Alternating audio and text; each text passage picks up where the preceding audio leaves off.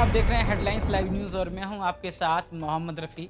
दिल्ली नगर निगम चुनाव 2022 की तैयारियां हैं। जनता अपने प्रतिनिधित्व को देख रही है कि किस तरह से किस पार्टी के जो प्रत्याशी हैं वो हमारी उम्मीदों पे खरा उतरने वाले हैं।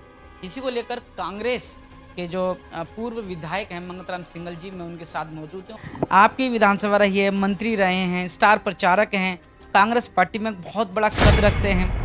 किस तरह से लगता है कि पूरी दिल्ली की अगर मैं बात करूं तो कांग्रेस की जो वोट थी वो इस बार के चुनाव में क्या लगता है कि आ रही है वापस और कांग्रेस कितनी ताकत से उभर? देखिए, आपको बहुत अनुभवी हैं आप। आपको मालूम है कि दिल्ली में 15 साल हमारी सरकार रही, जो हमारी मुख्यमंत्री शीला जी थी। जो दिल्ली में जितना भी विकास हुआ है वो हमारी सरकार में हुआ और शीला जी के नेतृत्व में हुआ है। उसके बाद जब से आम आदमी की सरकार आई है, आज दिल्ली की हालत ख़राब हो चुकी है, स्लम बन चुका है। जितने भी सरकारी विभाग हैं उनमें भ्रष्टाचार है। आज मैं देखता हूँ इसी तरह जो नगर निगम है, नगर निगम में भी जो 15 साल से बीजेपी वहाँ पर सरकार बना के रही या पावर में रही, वहाँ उसके भी जितने वो उम्मीदवार थे या जो उसके निगम पार्षद थे, वो हर साल हर इलेक्शन में बदल देते हैं, क्योंकि उनका एक ही नारा है कि सबको अरबपति बना दो, करोड़पति बना दो। क्योंकि जो 5 लाख पर लेंटर की बात है, वो 5 लाख पर लेंटर लेके फिर अगले साल फिर नया आदमी आ जाता है। तो इसी तरह जो भ्रष्टाचार बीजेपी ने 15 साल में मचाया, जो 8 साल में केजरीवाल जो भ्रष्ट व्यक्ति है, महाभ्रष्ट व्यक्ति, चाहे वो शराब के ठेके उन्होंने दिए हों, शराब घोटाले में हैं या दूसरे घोटाले हों, आज उसका केजरीवाल का मंत्री जेल में है। 3 महीने से वो मंत्री पद पे है, वो जेल मंत्री है। तो जो ये भ्रष्टाचार बीजेपी और आम आदमी ने मचाया है, इससे लोग परेशान हो चुके हैं। आज केवल फ्री बिजली, फ्री पानी का नारा नहीं चलने वाला है। आज रोजी चाहिए, रोटी चाहिए, मकान चाहिए। उसी के देने से ही आज दिल्ली का विकास हो सकता है। ये भी कि नगर निगम चुनाव में जिस तरह से दिल्ली में कूड़े के पहाड़ हम देख रहे हैं, दिल्ली में 3 बड़े कूड़े के पहाड़ हैं। फिर लेंटर जो पार्षद थे वो लेंटरमैन के रूप में उभरते हुए निकल कर आ गए। एमसीडी जो है मोस्ट करप्टेड डिपार्टमेंट बन गई है। दिल्ली प्रदेश अध्यक्ष अनिल चौधरी ने नारा दिया है एमसीडी को मेरी चमकती दिल्ली।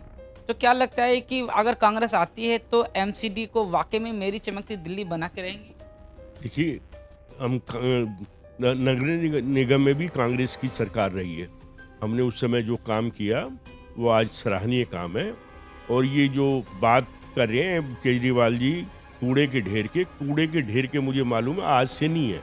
ये मैं छोटा सा था जब अंग्रेज़ों के टाइम में यहाँ सब्जी मंडी से ये जो हमारा भलसुआ जो है वहाँ पर एक ट्रेन आती थी और जितनी दिल्ली का कूड़ा है वो यहाँ आके आता था।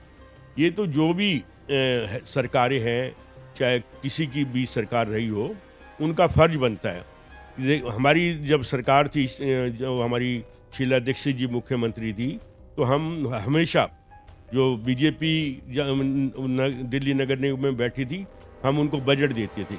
हम ये नहीं केजरीवाल की तरह उनको बजट नहीं दिया और वैसे ही बोलते रहे। अरे, दिल्ली सरकार में केंद्र सरकार से बजट आता है, अब उनको क्यों नहीं बजट दे रहे?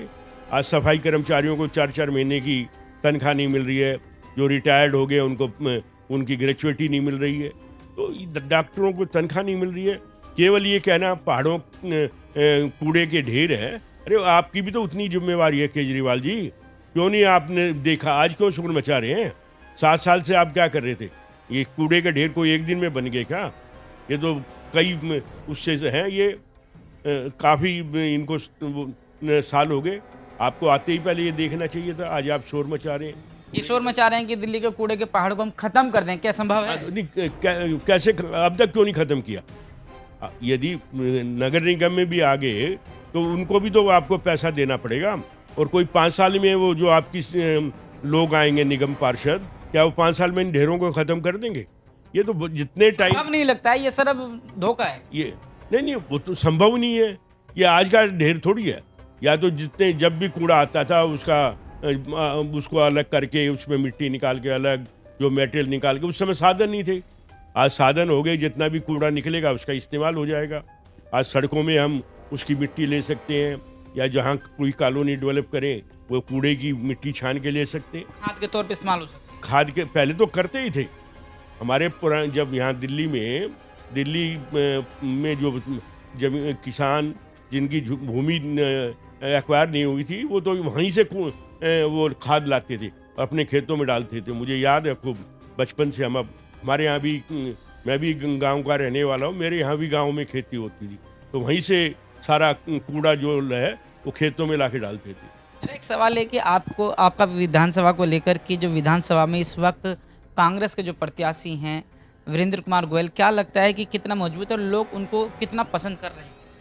कि वीरेंद्र गोयल जो है वैसे तो सामाजिक है, धार्मिक है, क्योंकि वो रामलीला के जो आदर्श शहर में होती है, आदर्श रामलीला के नाम से उसके प्रधान हैं, और वो धर्मशाला में भी काम करते हैं। उनका क्लब है, काफ़ी मतलब काफ़ी परिचित आदमी है, पर राजनीति में भी वो पुराने हैं, ब्लॉक प्रेसिडेंट रहे हैं।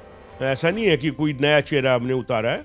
और कई यूथ के भी प्रेसिडेंट रहे हैं ब्लॉक के, और जो हमारी नेशनल कांग्रेस है उसके भी ब्लॉक प्रेसिडेंट रहे हैं। अब की बार वो मेरे ख्याल में 15-20 साल से अपनी वो कर रहे थे कि मुझे यहाँ से प्रत्याशी बनाया जाए, परंतु किसी कारण प्रत्याशी उनको नहीं बनाया गया। तो अब की बार उनको इसलिए प्रत्याशी बनाया गया है कि ये पुराना व्यक्ति है, जानकार है, तो उसको यहाँ हमने प्रत्याशी बनाया। लगता है कि इस बार के चुनाव में हम जीत का दम भर रहे हैं। नहीं, उसका जीत का कारण ये है कि जो आम आदमी का प्रत्याशी अब बनाया है वो पहले कांग्रेस में था। वो 25 साल कांग्रेस में यहाँ रहा है। अब वो कांग्रेस में जो बेईमानी करता था तो हमने चलने नहीं दी उसकी बेईमानी। अब जितने भी बेईमान हैं वो आम आदमी में जाके इकट्ठे हो रहे हैं, जिनको कांग्रेस ने टिकट नहीं दिया या कांग्रेस ने उनको कोई तवज्जो नहीं दी, वो सारे छोड़ छोड़ के आम आदमी में जा रहे हैं। वहाँ कोई अच्छा व्यक्ति नहीं जा रहा है कांग्रेस को छोड़ के। आज जो अच्छा व्यक्ति है, नेक व्यक्ति है, ईमानदार व्यक्ति है, आज भी वो कांग्रेस में है। तो ये इसका जो कांग्रेस को छोड़ना, और इस पे ये जो एक एलिगेशन लगा है कि वो 1 करोड़ रुपया एक जेई से मांग रहा था, तो आज उसकी छवि बहुत ज़्यादा ख़राब है। क्योंकि यदि इतना अच्छा होता तो वो अपनी पार्टी से लड़ता। वो मैं समझता हूँ 5 बार इलेक्शन लड़ा है, 5 बार ही उन्होंने वार्ड बदल के इलेक्शन लड़ा है। वो एक वार्ड से कभी नहीं लड़ा। जैसा कि मैं 40 साल लगा था एक असेंबली से लड़ता रहा, वो कभी एक वार्ड से नहीं लड़ा। तो आज वो ठीक है, उसकी मतलब इमेज इतनी ज़्यादा बढ़िया नहीं है। पैसा उसने बहुत लूटा हुआ है, वो पैसा लूट के लोगों को पैसे के बलबूते पे जीतना चाहता है। उसमें ना ईमानदारी है, ना काम करने की शक्ति है, केवल उसका काम झूठ बोलना, लोगों को बेवकूफ़ बनाना, यही उसका काम है। एक आखिरी सवाल कि आप दिल्ली और विधानसभा की जनता से क्या अपील करना चाहेंगे और क्या मैसेज देना चाहेंगे? मैं ये कहूँगा कि जो कांग्रेस का काम है, कांग्रेस ने जो आज मोदी जी कहते हैं कि 70 साल में क्या किया, मोदी जी से भी मैं बड़े उससे आदर से कहना चाहता हूँ, मोदी जी आज जो 70 साल में कांग्रेस ने किया उसी का आप फायदा उठा रहे हैं। आज कहीं भी वर्ल्ड में जा रहे हैं, इसलिए जा रहे हैं कि अब भारत के प्रधानमंत्री हैं, और जो 47 के बाद जितना विकास भारतवर्ष में हुआ है वो आपके सामने है, आप उसको इग्नोर मत कीजिए। मेरे साथ जुड़े हुए मंगतराम सिंघल जी, जो पूर्व मंत्री और स्टार प्रचारक है कांग्रेस को, और इस इलाके को बखूबी जानते हैं, एक एक घर, एक एक दरवाजे को नाम से जानते हैं।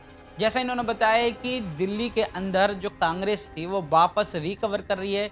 हम ये कह सकते हैं कि कांग्रेस की वोट घर वापसी कर रही है, और 2022 का ये जो चुनाव है ये आप अपने आप में एक बहुत ही महत्वपूर्ण है। ये तो अब देखना होगा कि दिल्ली की जनता 4 दिसंबर को प्यार और आशीर्वाद के तौर पर कांग्रेस को कितना वोट देती है। मेरे साथ जुड़े रहने के लिए हेडलाइंस लाइव न्यूज़ से मोहम्मद रफ़ी की ये खास रिपोर्ट।